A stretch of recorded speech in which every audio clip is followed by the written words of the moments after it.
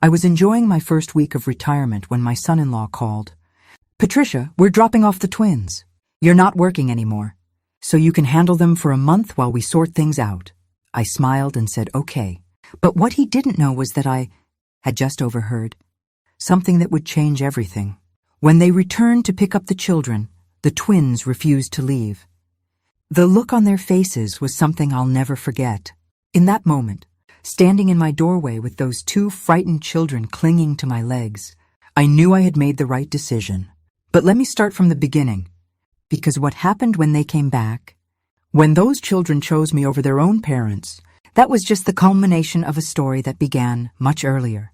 My name is Patricia Coleman, 65 years old, freshly retired after 40 years as a family court mediator in Portland, Oregon. If anyone knew the signs of a dysfunctional family, it was me. I had seen hundreds of cases, thousands of broken homes, countless children caught in the crossfire of their parents' wars. But somehow I had missed what was happening right under my nose. In my own family. It was a Tuesday morning, exactly 8 days into my retirement. I was sitting in my sunroom, surrounded by seed catalogs and gardening books. After 4 decades of listening to other people's problems, I had promised myself I would spend my golden years growing roses, taking pottery classes, maybe even learning to play the violin. My late husband James always said I deserved to be selfish for once in my life. The phone rang at 9:30. I saw my daughter, Clara's name on the screen, and felt that familiar tightness in my chest. Clara never called just to chat. She only called when she needed something. "Mother," she began. No hello, no how are you. Just mother, in that clipped, impatient tone she had perfected over the years. "Good morning, Clara. How are the twins?" "That's why I'm calling. Derek and I need to go to Scottsdale for a month. There's this intensive couples therapy retreat that could save our marriage. It's very exclusive, very expensive, and we can't bring the children. A month. She wanted me to watch 8-year-old twins for a month." "Clara, I have plans." "Plans?" She laughed, sharp and dismissive.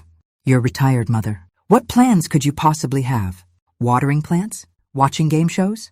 This is important. Our marriage is falling apart, and frankly, it's partly because of how stressed Derek is about the kids." I felt my blood pressure rising. "What do you mean, stressed about the kids?" "They're difficult, Mother.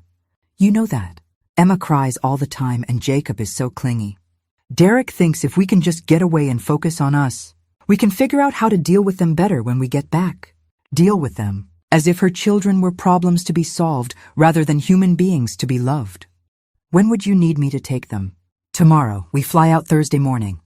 "Tomorrow. Less than 24 hours notice." "Clara, I don't think—" "Mother, please, don't be difficult. You don't work anymore. You don't have obligations. This is what grandmothers do. They help their families." What grandmothers do. I had been a grandmother for 8 years, and I could count on 2 hands the number of times I had been allowed to see my grandchildren. Clara always had excuses. The twins were too tired. They had activities. Derek's parents were visiting. The house wasn't clean enough for visitors.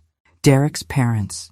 The wealthy Hendersons who lived in their mansion in the hills, who took the twins on European vacations, who showed up at school events while I was politely uninvited. "Fine," I heard myself say. "Bring them tomorrow." "Wonderful. We'll drop them off at 7. And Mother, please don't feed them sugar. Derek is very particular about their diet. Also, they're not allowed screen time, and they need to be in bed by 7:30 sharp. Oh, and Emma needs her anxiety medication twice a day. The dosage is on the bottle." Anxiety medication. My 8-year-old granddaughter was on anxiety medication, and this was the first I was hearing of it. "Clara, what?" "I'll send you a list. Got to go. Thanks, Mother." She hung up. I sat there, phone in hand, staring at the rain-soaked garden beyond my window. Something was wrong, very wrong. And I, who had spent 40 years professionally detecting the subtle signs of family dysfunction, was about to find out exactly how wrong things had become. I picked up my phone again and dialed a number I hadn't called in years. "Marion?" "Yes, it's Patricia. I need your help. You remember how you told me about that case where the mother was using the children as emotional hostages? I think I need to talk to you about something similar. Can you come over tonight? Marion Chen had been my colleague at the family court for 30 years. She was now a child psychologist specializing in parental alienation and emotional abuse. If anyone could help me figure out what was happening, it was her. That night, over chamomile tea in my living room, I told Marion everything. How Clara had slowly cut me out of the twins' lives over the past 8 years. How every birthday invitation came with impossible conditions. How every holiday was spent with Derek's family because they had better accommodations. How I had been systematically erased from my grandchildren's lives. "Patricia," Marion said gently, setting down her cup. "You know what this sounds like." I nodded. I did know. In my professional life, I had seen it hundreds of times, but admitting that my own daughter was an alienating parent, that my son-in-law was potentially abusive, that my grandchildren were suffering, it was almost too much to bear. "What do I do?" Marion pulled out her tablet. "First, you document everything. Starting tomorrow, you record every interaction, every meal, every conversation. I'm going to give you the names of some resources. And Patricia?" She looked at me seriously. "If what I suspect is true, this month might be your only chance to help those children." After Marion left, I couldn't sleep. I kept thinking about Emma's anxiety medication, about Jacob being described as clingy, as if a child wanting affection was a character flaw, about Clara's dismissive tone when talking about her own children. At 3 a.m, I got up and went to the spare bedroom. It had been James's office before he died, and I hadn't changed much. But tomorrow, 2 children would be sleeping here. Children who barely knew me. Children who had been taught, I was now certain, to see me as irrelevant. I started making the room welcoming. Fresh sheets with stars and moons. The old stuffed animals from Clara's childhood, carefully preserved. Books on the shelves, classics I had read to Clara when she was young. A nightlight shaped like a crescent moon. I was not going to be the dismissive, unimportant grandmother Clara wanted me to be. I was going to be the grandmother these children desperately needed. At 6 a.m, I was wide awake, making pancakes from scratch. The good ones, with buttermilk and vanilla, the recipe my own grandmother had taught me.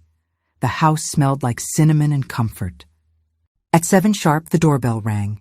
I opened the door to find Clara and Derek standing there with 2 small, pale children who looked like they hadn't slept in days.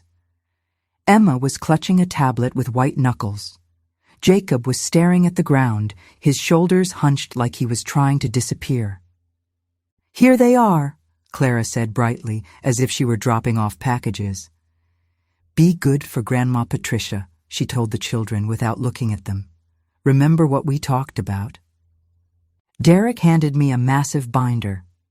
"Everything you need to know is in here. Schedules, dietary restrictions, medication times, approved activities. Please follow it exactly." I looked at the binder. It had to be 2 inches thick. "Clara, can we talk for a moment?" "No time, Mother. The Uber is waiting. Come on, Derek." She leaned down to kiss the tops of the children's heads, quick, perfunctory pecks, and then she was gone. Just like that. No real goodbye, no reassurance to her children, no last hugs.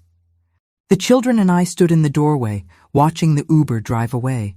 Neither of them moved, neither of them spoke. "Well," I said gently, "would you like some breakfast? I made pancakes." "We're not allowed pancakes," Emma whispered. "Only steel-cut oatmeal with exactly 1 tablespoon of almond butter and half a cup of blueberries." "And we have to eat in silence," Jacob added, "so we can practice mindfulness." I looked at these 2 small, robot-like children, and something inside me cracked wide open. "You know what?" I said. "I think today we're going to try something different. Today we're going to have pancakes. And we're going to talk while we eat. And we're going to figure out how to have some actual fun. Does that sound okay?" For the first time, Emma looked up at me, really looked at me.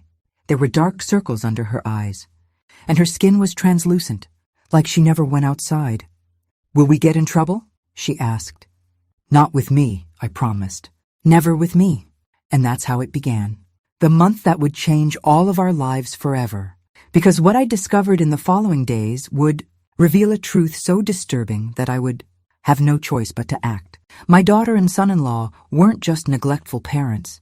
They were systematically destroying their children's spirits, piece by piece, day by day.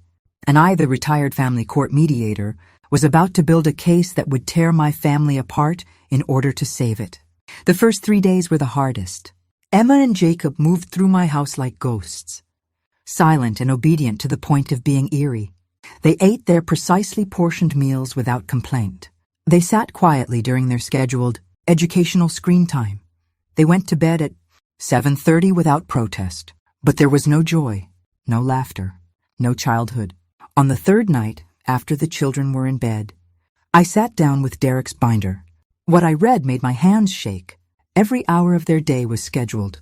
6:30 wake up, 6:45 bathroom routine with a checklist. 7 o'clock breakfast, menu provided for each day of the week. 7:30 to 8:15 educational videos, approved list attached. 8:15 to 10, workbooks, math, reading, science. They were being homeschooled. Something else Clara had failed to mention. 10 to 10:15 bathroom break. 10:15 to 11:30, creative, time, but only with approved materials and subjects. It went on and on. Lunch at exactly noon. Afternoon activities, limited free play, no running, no loud noises, no mess. Dinner at 5:30, bath at 6:30, stories at 7, from approved book list only. Lights out at 7:30. There were pages on discipline. Timeouts should be silent and in a darkened room. Pages on emotional regulation. Crying is not acceptable. Redirect to breathing exercises. Pages on diet. Absolutely no sugar, gluten, dairy, or fun foods. Children must learn to appreciate whole foods only. At the back of the binder was a section that made my blood run cold. Grandmother Patricia's limitations. I read through the list with growing horror. Patricia is not to discuss her late husband James with the children. Derek finds this morbid. Patricia is not to share old-fashioned parenting advice or stories from Clara's childhood. Patricia is not to take the children outside without sunscreen, hats, and protective clothing, even on cloudy days. Patricia is not to allow the children to call her grandma. Mrs. Coleman is more appropriate and teaches respect. Patricia is not to buy gifts or treats for the children. This undermines the parents' authority. Mrs. Coleman. My own grandchildren were supposed to call me Mrs. Coleman. I closed the binder and wept. For the first time since James died 5 years ago, I wept with rage and grief in equal measure. The next morning, I made a decision. I put the binder in a drawer, and I didn't look at it again. Good morning, my darlings, I said, when Emma and Jacob emerged from their room at exactly 6:30, as they had been trained to do. They looked at me warily. Good morning, Mrs. Coleman, they said in unison. Actually, I said, I'd like you to call me Grandma, or Grandma Patricia, or even just Gran, but not Mrs. Coleman. That sounds like I'm your teacher, and I'm not. I'm your grandmother, and I love you. They stared at me. I love you, I repeated. I have always loved you, from the moment you were born.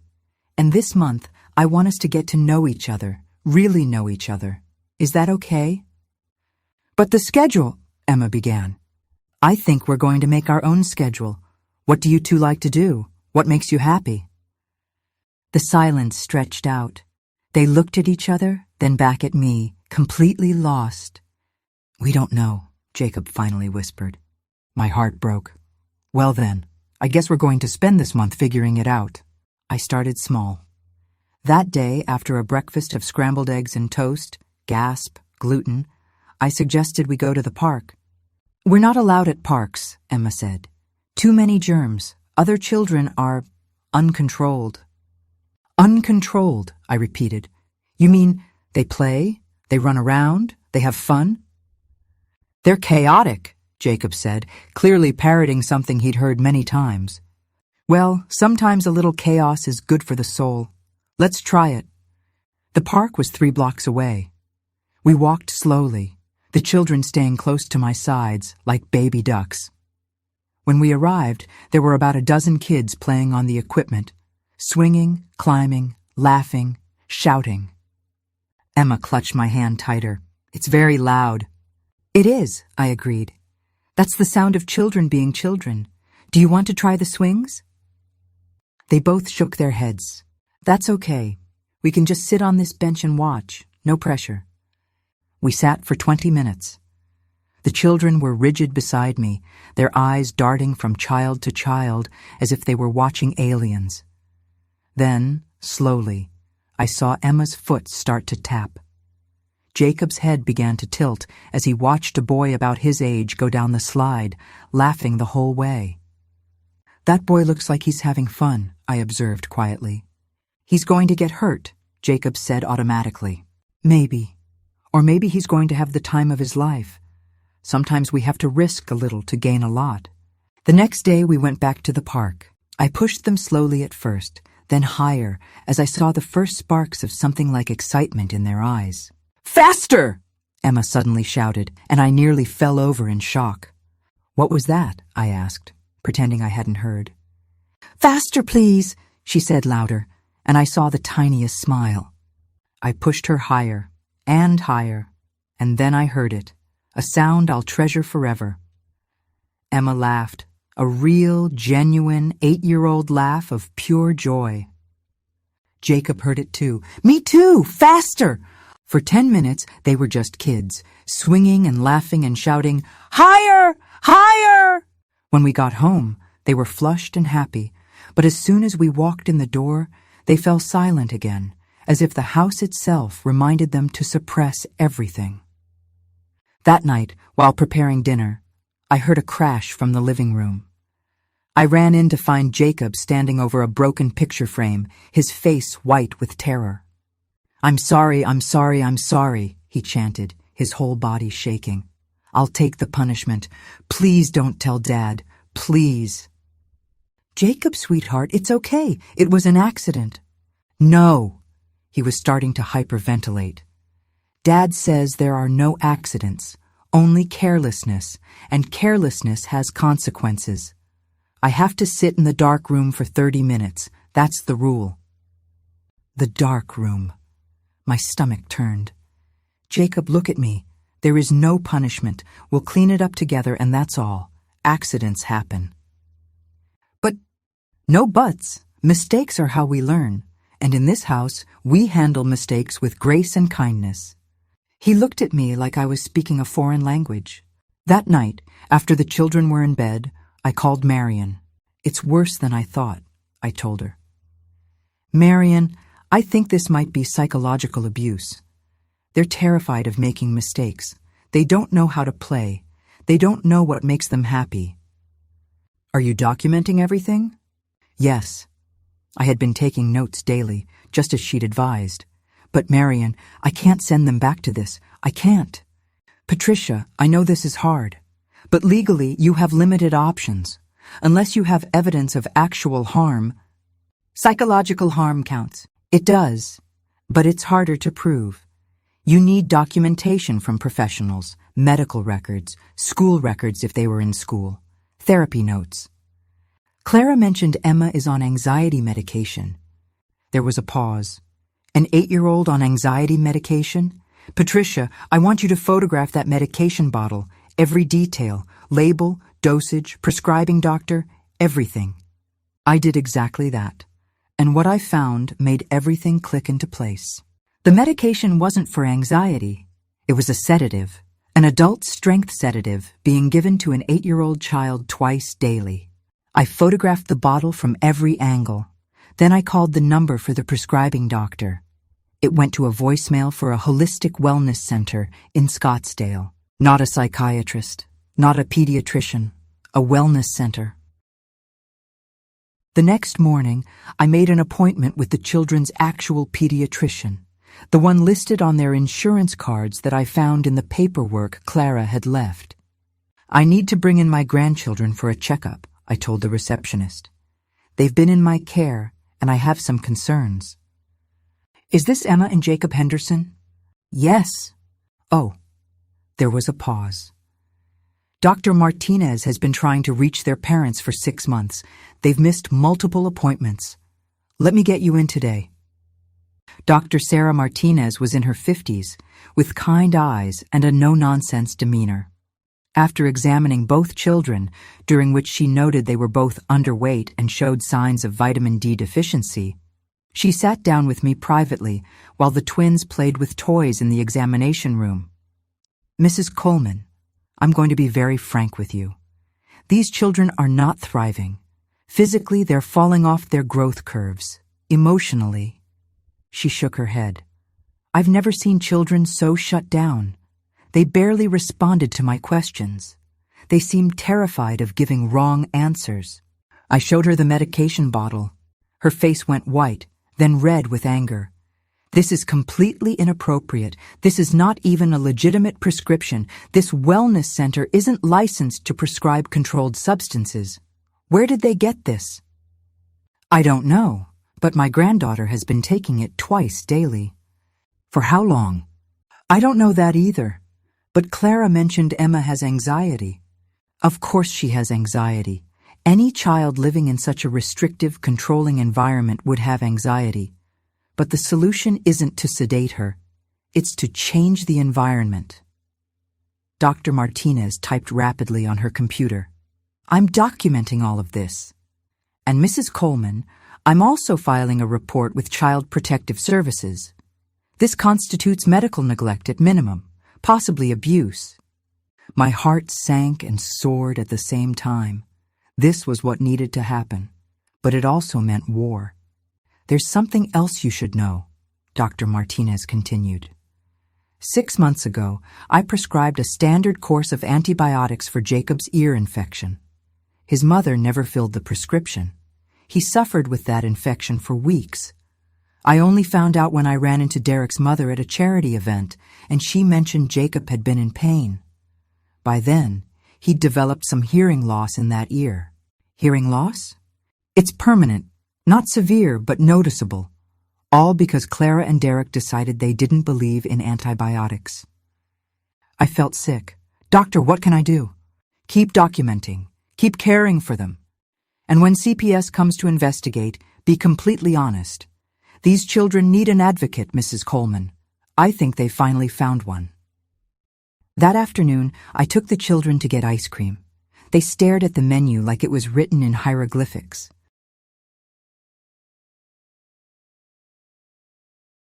We've never had ice cream, Emma finally admitted. Never? Mom says it's poison for growing brains. I ordered them each a small vanilla cone. They took tiny, tentative licks, and then their eyes widened. It's good, Jacob breathed, as if he'd just discovered fire. We sat outside the ice cream shop, and I watched them experience this simple, universal childhood pleasure for the first time at age 8. Other families walked by, parents and kids laughing together, covered in ice cream drips, completely unremarkable and completely beautiful. This, I thought, is what I'm fighting for. This moment, this simple, normal moment of childhood joy. That night, Emma had a nightmare. I heard her crying through the wall and went to her room. She was sitting up in bed, trembling. Sweetheart, what's wrong? I dreamed we had to go home, and we told Dad we had ice cream, and he was so angry, and he... She dissolved into tears. I held her, this small child who'd been taught that joy was something to fear. Emma, listen to me. You are not in trouble. You will never be in trouble with me for being a child. You're allowed to have ice cream. You're allowed to laugh. You're allowed to make mistakes. You're allowed to have feelings. But Dad says feelings are a choice and we should choose not to have negative ones. Oh, honey, feelings aren't a choice. Feelings just are, and all of them are okay. Sadness, anger, fear, joy, they're all part of being human. She looked up at me with those huge eyes. Grandma Patricia, are we allowed to love you? The question broke me.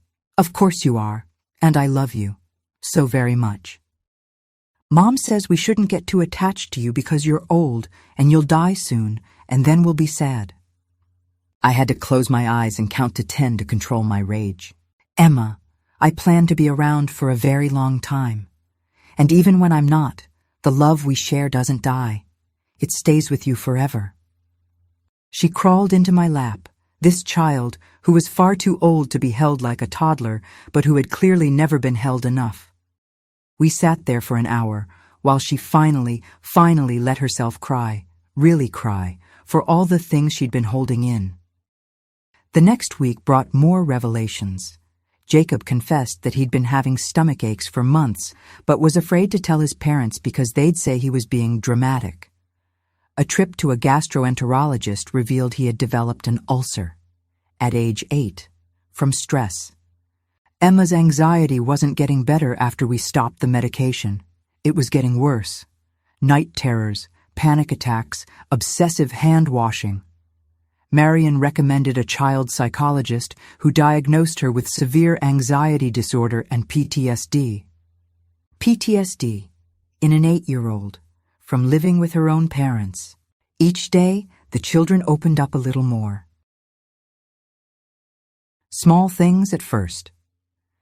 Jacob admitted he liked dinosaurs but wasn't allowed to have dinosaur toys because Derek thought they were intellectually limiting. Emma confessed she wanted to take dance classes but was told she didn't have the right body type. I bought Jacob every dinosaur book I could find. I enrolled Emma in a dance class at the community center. The first time I watched Emma in her pink leotard, following the teacher's instructions with fierce concentration, I saw something I hadn't seen before. Determination. Pride. The beginning of self-confidence. After class, she ran to me. "Grandma, did you see? I did a pirouette." "You were magnificent, sweetheart. Can we not tell Mom and Dad about this?" My heart sank. Why not? Because they'll make me stop. They always make me stop things that make me happy. I didn't make promises I couldn't keep, but I held her tight and said, "We'll figure it out together." That night, I got a call from Child Protective Services. A caseworker named Jennifer Ortiz was coming the next day to interview me and the children. The war was beginning. Jennifer Ortiz arrived at 9 o'clock sharp, a woman in her 40s with warm brown eyes and a leather folder full of forms. I had prepared the children, told them to be honest, to not be afraid, that Ms. Ortiz was there to help. But as soon as she walked in, both twins went rigid. "Good morning, Emma and Jacob," Jennifer said kindly. "I'm Miss Ortiz. I work with families to make sure children are healthy and happy. I'd like to ask you some questions. Is that okay?" They both nodded, mute. Jennifer spent an hour with each child separately, then asked to speak with me. While she interviewed Jacob, Marion arrived. I'd asked her to be present as a professional witness. When Jennifer finally sat down with us, her expression was grave. "Mrs. Coleman, I've been doing this job for 15 years, and I've rarely seen children so comprehensively controlled. Everything Dr. Martinez reported checks out. The medication alone is enough for an emergency custody order, but there's so much more." She flipped through her notes. "Emma told me she's not allowed to have friends because other children are bad influences. Jacob said he's been homeschooled for 2 years, not because of educational philosophy, but because Derek was unhappy with a teacher who suggested Jacob might have ADHD and could benefit from an evaluation. Both children described extensive isolation, rigid routines, and fear-based discipline." "What happens now?" I asked. "I'm opening a formal investigation. Your daughter and son-in-law will be contacted immediately. They'll need to return from Arizona for an emergency hearing." She paused. "Mrs. Coleman, I need to ask you something difficult. Would you be willing to seek emergency custody of these children?" My heart began to pound. "Yes, absolutely yes. It will be a fight." Parents have strong legal rights, even when they're not exercising those rights well. Marion leaned forward. "Jennifer, I'd like to offer my services pro bono as an expert witness. I'll provide a full psychological evaluation of the children and testify about the patterns of emotional abuse and psychological control." "That would be extremely helpful." Jennifer turned back to me. "Mrs. Coleman, I have to warn you, your daughter is not going to take this well.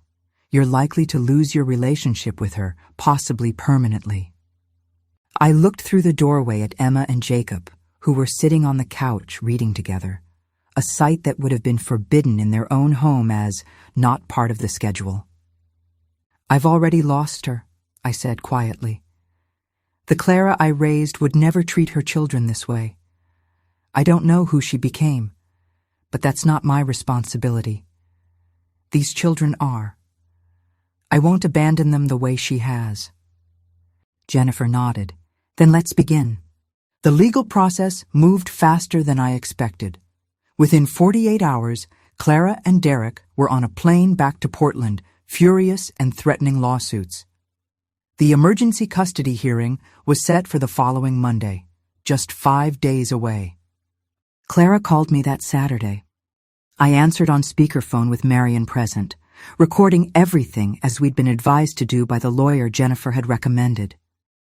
Mother, what have you done? Clara's voice was shaking with rage. How dare you involve CPS? How dare you turn my own children against me? I didn't turn them against you, Clara. I simply gave them a safe space to be children. Safe? You gave my daughter ice cream. You let them go to a public park with God knows what germs. You stopped Emma's medication without medical supervision. That medication was never properly prescribed. It was a sedative from a wellness center, not a real doctor. You've been drugging your anxious child instead of addressing why she's anxious. You have no right. I have every right. I'm their grandmother, and I love them, and I will not stand by while you and Derek psychologically abuse them. Derek's voice joined in. I could hear him in the background. Abuse? We have given those children every advantage. Private tutors, organic food, a structured environment that sets them up for success. Your generation just doesn't understand modern parenting. Modern parenting? I couldn't keep the fury from my voice. Jacob has an ulcer from stress. Emma has PTSD. They don't know how to play. They don't know what makes them happy. They're terrified of making mistakes. That's not parenting, Derek. That's torture. We'll see what a judge says, Clara hissed. And Mother, when we win, and we will win, you will never see my children again. Never. She hung up. Marion put her hand on my shoulder. Patricia, are you okay? No, I said honestly, but I will be, once those children are safe. The weekend before the hearing, I sat down with Emma and Jacob. They needed to understand what was coming. Your mom and dad are coming back, I told them gently. There's going to be a meeting with the judge. The judge will ask questions and decide what's best for you.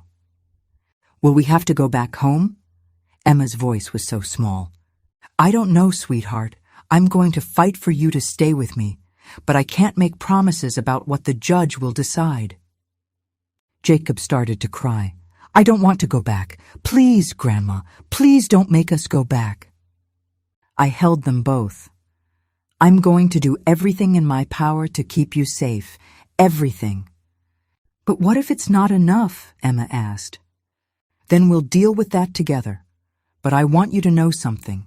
No matter what happens, you are loved. You are worthy. You are enough, exactly as you are. And nothing your parents say or do can change that. That night, Marion and I went through her evaluation reports. The findings were damning. Both children showed signs of complex trauma. Emma's anxiety disorder was directly linked to her home environment. Jacob's physical ailments, the ulcer, the chronic tension headaches he'd been having, were psychosomatic responses to chronic stress. The good news, Marion said, is that they're already showing improvement. In just 3 weeks with you, Emma's panic attacks have decreased. Jacob is sleeping better. They're both gaining weight now that they're eating normal portions of food they actually enjoy. Children are resilient, Patricia. They can heal. If they're given the chance. Yes, if they're given the chance. Monday morning arrived with rain, a typical Portland autumn day. I dressed the children in nice but comfortable clothes. Emma wanted to wear her dance leotard under her dress for confidence. I told her that was a wonderful idea. At the courthouse, we met our lawyer, Susan Chen, a family law specialist in her 60s who'd seen everything. She shook hands with each of the children, then knelt down to their level. Emma, Jacob, I'm Ms. Chen. I'm going to help make sure the judge understands your situation. You might need to talk to the judge. Are you okay with that? They both nodded, though Emma was gripping my hand tight enough to hurt. Just tell the truth, Susan told them. The truth is the most powerful thing you have. We entered the courtroom to find Clara and Derek already seated with their lawyer, a stern man in an expensive suit. Clara looked immaculate, perfect hair, perfect makeup, perfect outfit. She'd always known how to present well. It was one of her talents. She glared at me with such hatred that I almost stepped back. This was my daughter, the little girl I'd raised, loved, sacrificed for, and she was looking at me like I was her enemy. Because I was. I was the enemy of the facade she'd built, the perfect parent image she needed to maintain. And facades are more important than truth to people like Clara. The judge, Honorable Mary Whitmore, was a woman in her late 50s with gray hair and sharp, intelligent eyes. She reviewed the files before her, then looked up at all of us. This is an emergency custody hearing regarding Emma and Jacob Henderson. I've reviewed the CPS report, the medical documentation, and the psychological evaluations. This is deeply concerning. She looked at Clara and Derek. Mr. and Mrs. Henderson, these are serious allegations. Your children have been diagnosed with anxiety disorder, PTSD, and stress-induced physical illness. They've been given inappropriate medication. They show signs of emotional neglect and psychological control. What do you have to say? Derek's lawyer stood. Your Honor, my clients are devoted parents who have made careful, informed choices about their children's upbringing. They employ a structured parenting approach based on extensive research. The children's grandmother has undermined that structure during this month, introducing chaos and inappropriate indulgences that have confused the children. Confused them? Judge Whitmore raised an eyebrow. The children appear to be thriving under their grandmother's care. They've gained weight, their anxiety has decreased, and both medical professionals and the CPS investigator found them to be noticeably happier. Because she's let them run wild. Clara burst out. She doesn't understand that children need structure, discipline, routine. She's filled their heads with ideas about feelings and choices and— Mrs. Henderson, the judge interrupted, did you or did you not give your 8-year-old daughter a sedative twice daily? It was prescribed by a wellness professional, who is not licensed to prescribe controlled substances in the state of Oregon. That's medical neglect, Mrs. Henderson, at minimum. Susan Chen stood. Your Honor, I'd like to call